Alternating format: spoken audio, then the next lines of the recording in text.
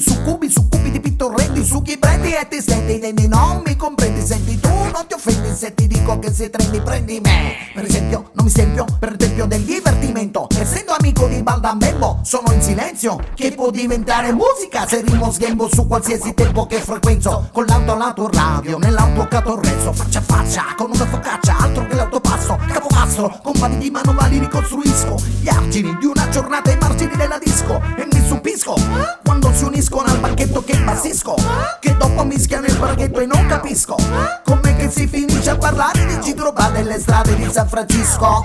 Oh, oh, oh, sono fuori dal tunnel del divertimento, sono fuori dal tunnel del divertimento, quando esco di casa e mi annoio sono molto contento, quando esco di casa e mi annoio sono molto più contento.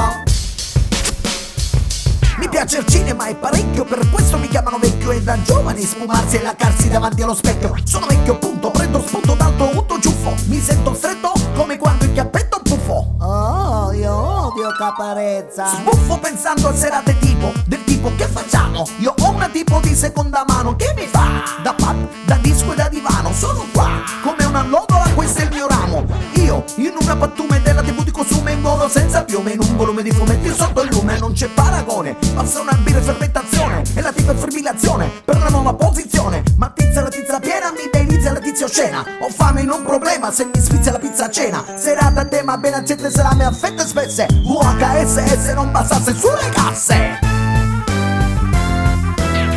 Sono fuori dal tunnel del divertimento, sono fuori dal tunnel del divertimento.